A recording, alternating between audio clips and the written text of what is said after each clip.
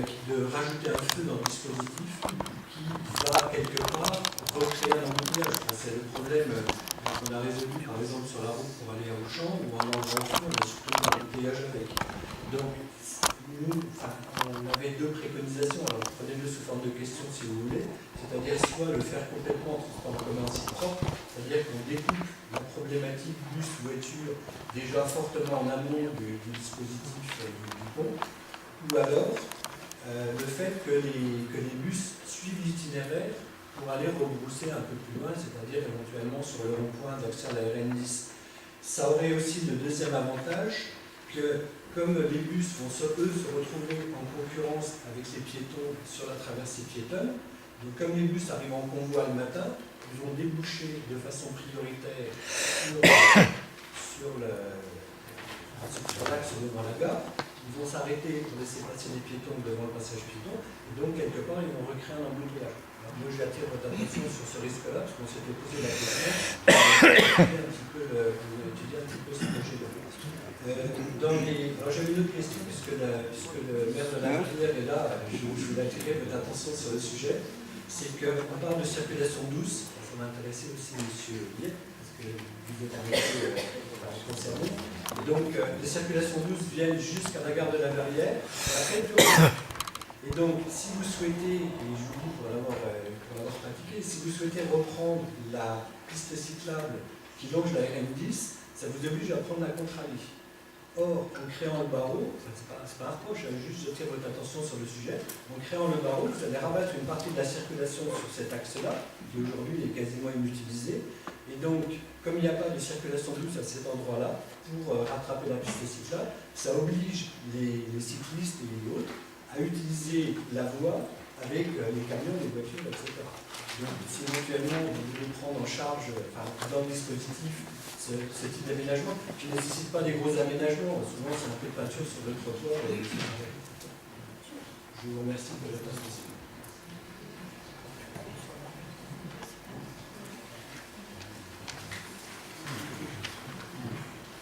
Est-ce que vous souhaitez apporter des éléments de réponse, si vous en avez? Oui, tout à fait. Alors, vous avez évoqué plusieurs points, donc je vais essayer de par à peu près si j'ai pas tout. Les éléments sur le premier point, s'agissait du feu tricolore, donc rue Panicale. Donc l'idée dans ce feu, c'est qu'il ne soit pas permanent pour les véhicules légers, la circulation générale. Donc il y aura bien une forme de priorisation des bus pour aller chercher leur feu vert dans le carrefour. Donc la circulation des bus est certes importante, mais ça ne sera pas non plus toutes les 10 secondes. Donc il y aura quand même un débit de circulation important sur le boulevard Schuller. Il y aura des arrêts effectivement marqués dans un sens pour l'insertion de nos repas vers la gare. Donc effectivement, c'est pas dans les deux sens systématiquement comme vous pouvez le voir. Donc ça c'est un premier point. Sur le deuxième point, donc juste pour la priorisation des bus, il y a plusieurs systèmes qui existent, donc il y a des boucles dans les chaussées, etc. Donc, l'information est activée par le bus en amont et le feu vient donner la priorité au bus par rapport au temps calculé. Il y a également des caméras, tout un panel de solutions techniques. Le deuxième point, c'est, je crois, de mémoire, la question des bus qui vont marquer l'arrêt devant la traversée piétonne. Donc ça c'est une solution qui va se présenter là encore une fois en fonction de la fréquence des bus, sachant que la priorité est donnée aux piétons bien sûr, donc les bus devront marquer l'arrêt, mais si ça se passe bien ça ne devrait pas engorger complètement le dispositif. En tout cas ce qu'on a prévu c'est que ce schéma là soit évolutif, et c'est aussi pour ça qu'on a souhaité faire apparaître dès ce stade de la concertation, la question du second barreau. Donc ce deuxième itinéraire possible répond à la difficulté que vous soulevez potentielle des bus qui peuvent bloquer entre guillemets, le carrefour pour aller tout droit. Donc le second barreau, lui, a pour vocation effectivement à prendre en charge le flux principal de la circulation en rabattant sur la RN10. Donc dès lors que ce barreau qui est encore à l'étude sera réalisé, on n'aura plus ce type de dysfonctionnement éventuel. Voilà, vous aviez évoqué. Alors, il y a tout un ensemble de simulations dynamiques qui ont été réalisées à l'appui des études de circulation. Juste pour vous dire que voilà, l'aménagement a bien été testé, y compris avec nos partenaires qui sont dans le dispositif de comité de pôle autour de la gare. Vous savez, vous connaissez un petit peu cette structure de gouvernance pour être dans une association d'usagers. Voilà, on a dû progressivement travailler techniquement sur ces questions de circulation pour s'assurer que le programme s'inscrit bien dans une amélioration de la réalité actuelle, mais également prenne en compte les besoins futurs. Voilà, donc je le disais tout à l'heure, les programmes d'aménagement des communes, les questions de trafic généré par le biais de ces opérations devaient être prises en compte pour ne pas, afin que les aménagements soient évolutifs et éventuellement réversibles. Voilà. Donc il y a derrière ce prédécoupage de barreaux qui viennent déjà structurer un petit peu l'espace, c'est derrière la configuration du futur quartier de la ZAD de la Gio qui est également prise en compte.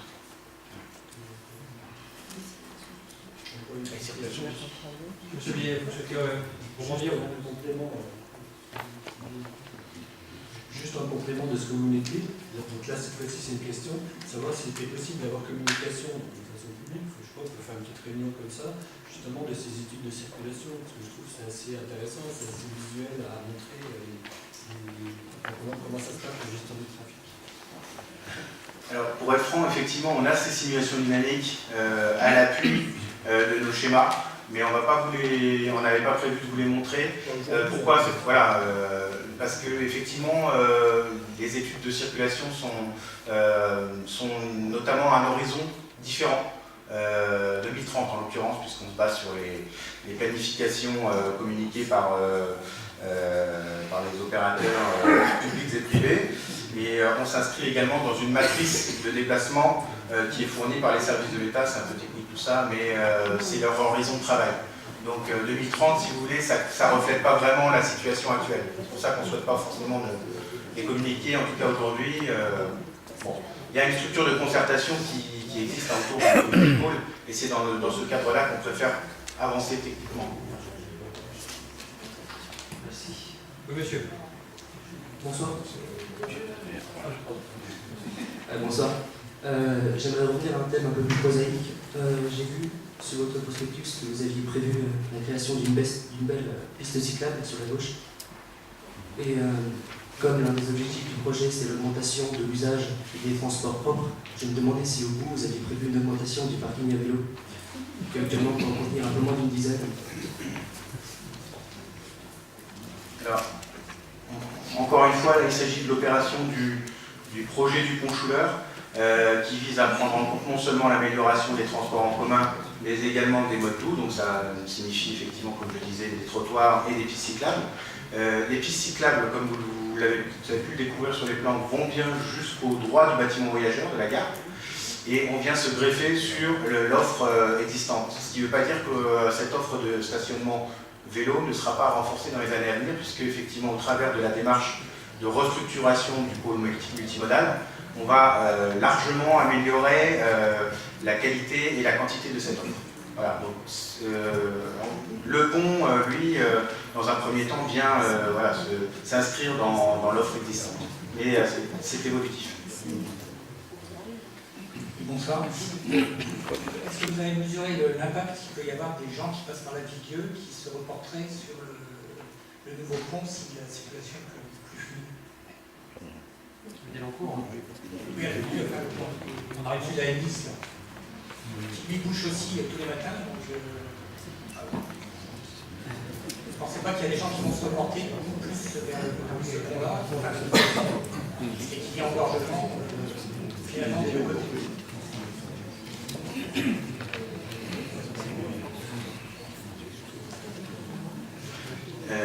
l'impact sur du pont, du doublement du pont Schuler n'a pas été mesuré, puisque ce n'était pas l'objet, en tout cas, de définir clairement s'il y avait un rééquilibrage qui s'opérait avec les autres franchissements situés dans l'environnement immédiat, notamment, je pense que vous faites allusion au pont de la Vidieu et au carrefour des Fontaines à Cognères. Il est vraisemblable, en tout cas, que la fluidification de ce trafic améliore voilà, très, très largement à une échelle localisée les franchissements, mais de là à imaginer effectivement des changements de comportement et de report sur les ponts qui sont situés quand même un peu plus loin, je pense que ce report serait relativement limité.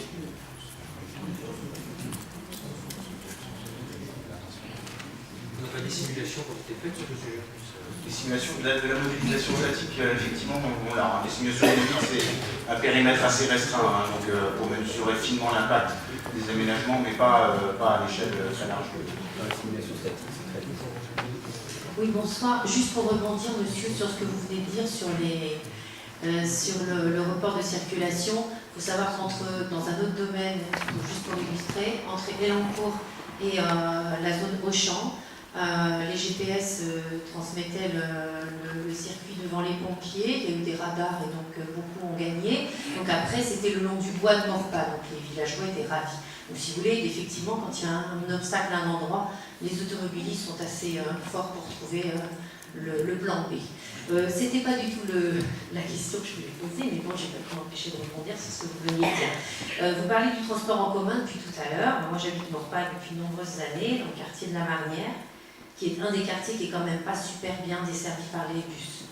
Marnière, Village et autres, c'est vrai qu'on n'a pas gagné. Donc le 3612 qui est célèbre a quand même la particularité d'avoir des itinéraires différents suivant les heures de la journée. Alors ça, j'ai jamais vu ça nulle part ailleurs, donc c'est comme ça. Donc il y a des moments, alors en milieu de journée par exemple, c'est toutes les 30 minutes quand on a de la chance. Voilà. Sinon, c'est à pied. Alors quand on est chargé, c'est 35, 40, 50 minutes, c'est sympa quand on rentre d'une journée de travail. En plus, les horaires ne sont vraiment pas adaptés au transport. Donc je sais que ce soir, c'est le doublement du pont, mais ça en découle. Parce qu'en ce qui me concerne, je ne sais pas si je prendrais le bus, même si effectivement ça bouge un petit peu moins sur le pont. Je me pose la question.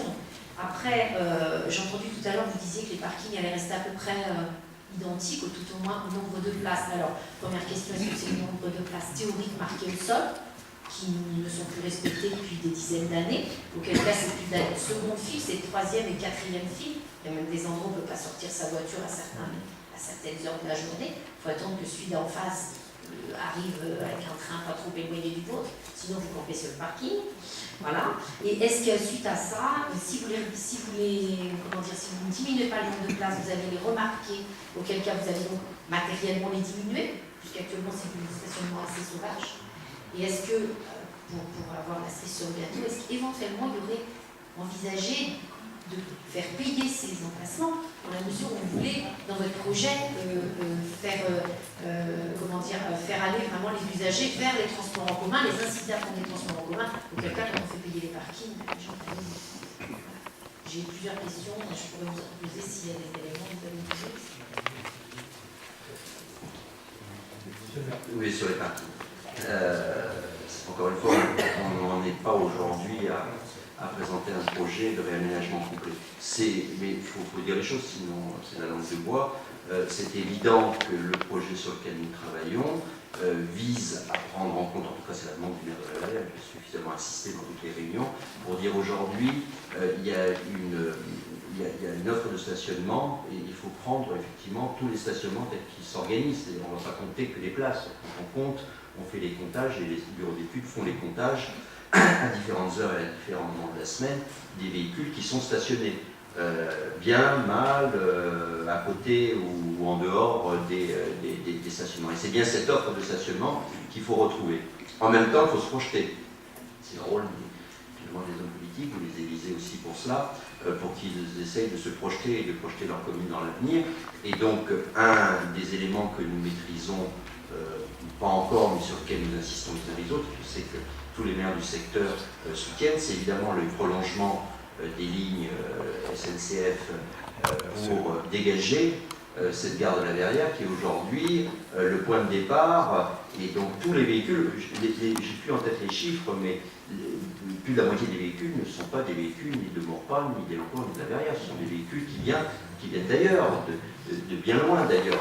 Et il faut absolument qu'on arrive à se situer dans une perspective qui fasse que les trains aillent dans les bonnes gares, là où il y a de la place pour stationner, et accueillent au plus près les voyageurs. C'est ça, quand on parle de développement durable, c'est pas intéressant de voir tous les gens des Essarts, du Perret venir à la Verrière prendre le train. Ça serait plus intéressant d'avoir effectivement ces trains qui aillent chercher les voyageurs là où ils sont, c'est-à-dire à Cognères, aux Essarts et plus loin.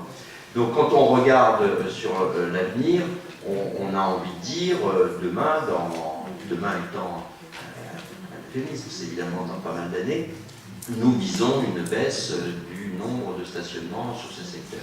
Et donc les débats que nous avons dans le projet d'aménagement avec la communauté d'agglomération, c'est de dire qu'il y a deux temps. Il y a un temps qui va durer encore un peu, où il faut couvrir l'offre de stationnement actuelle, et puis il y a un temps plus tard où, par l'amélioration du réseau de transport, l'offre de stationnement baissera. Donc il faut qu'on arrive à combiner, et c'est tous les débats qu'on a avec nos partenaires, du STIF par exemple, sur le financement, avoir du parking aérien complémentaire qui puisse subsister pendant ce temps-là, complété d'une offre de stationnement en ouvrage. Qui dit un stationnement en ouvrage, il faut être très clair, c'est un stationnement payant. Je ne vais pas vous dire que le stationnement en ouvrage, c'est un stationnement gratuit, il est partout ailleurs en stationnement payant. Ceci dit, et là c'est le maire de la Verrière qui parle, parce que quand on parle des chiffres des incivilités à la Verrière, savez-vous que sur le chiffre des incivilités à la Verrière, la moitié des actes d'incivilité sont des actes sur les parkings de la gare, la moitié. Donc évidemment, statistiquement, ça donne le sentiment d'une ville qui est confrontée à beaucoup de dégradations, mais la moitié de ces dégradations, ce sont des dégradations sur les véhicules qui sont situés sur les deux grands, enfin sur le grand parking, puisque l'autre est sur Cognères, donc on ne peut pas recenser, mais sur le grand parking. Donc évidemment, les parkings en ouvrage ont un inconvénient, on comprend bien, qui est effectivement celui d'être payant. En même temps, ils ont évidemment un avantage, celui d'être sécurisé et d'adapter les voitures dans des conditions d'accueil immédiat. Voilà, je ne peux pas vous faire une autre réponse qui serait démagogique de vous dire aujourd'hui on rase gratis et on fera